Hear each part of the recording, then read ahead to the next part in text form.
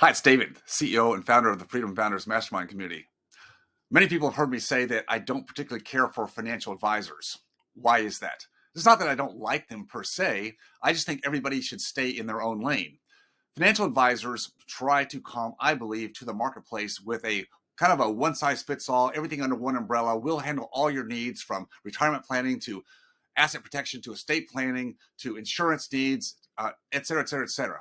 Can really one person or one firm do everything well? I find typically not. I find that there's usually a core that everybody does well, but people think that, well, the more I offer, the more clients and more business I can get. And maybe that's true, but how well you're serving your clients.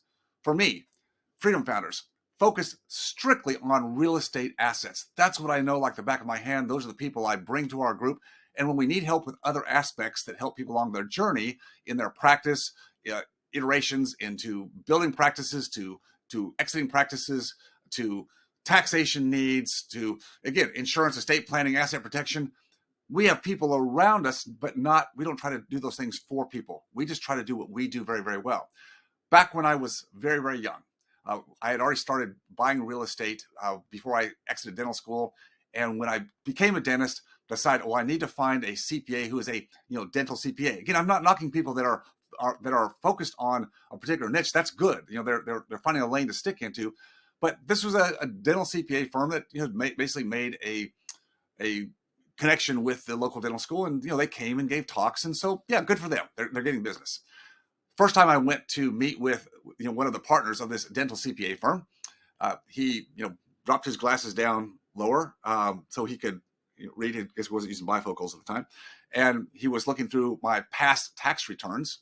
And I already had maybe, a dozen or so properties, real estate properties on there. And so he's flipping through them, and he kind of looks back over his glasses at me like this and looks up and says, David, he said, this is all fine and good. He said, but you need to stick with what brought you to where you are. Meaning he was kind of trying to tell me kind of a backhanded way, David, you're doing all this real estate, but you're a dentist. You need to stick with being a dentist. There is some truth to that. There is a time value to what we do. I was young then. My time value as a dentist was not exceedingly high at that point, my production per hour. I didn't have any kids at that point. So I had the capacity to get more involved in my financial future. And today I'm happy to say, looking back, that I was right, he was wrong. If I had followed his advice and tamped down my desire to become more of an advocate for my financial future, I wouldn't have been able to leave dentistry when I did some 17, 18 years ago when my daughter was sick. I wouldn't have had that ability, that financial ability to do it.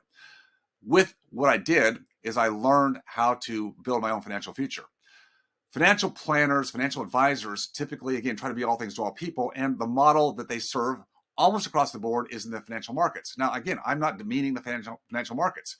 If you want to keep some money there and do whatever you want to there for various reasons, then do it. But if you want to diversify and get into alternative investments, which I think are very important, which have served me extremely well, gone through a number of market cycles and corrections. I understand how it works. I understand the inefficiency of that marketplace, which actually gives it more stability than the efficiency of the financial markets, which you've seen in the last several months are all over the place, up, down, sideways, inside out, emotional roller coasters.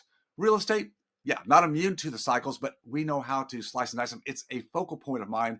I'm staying in my lane. I understand what it is. When I need help outside of my area of expertise, yes, I have professionals that help me with those, but I am still the orchestrator.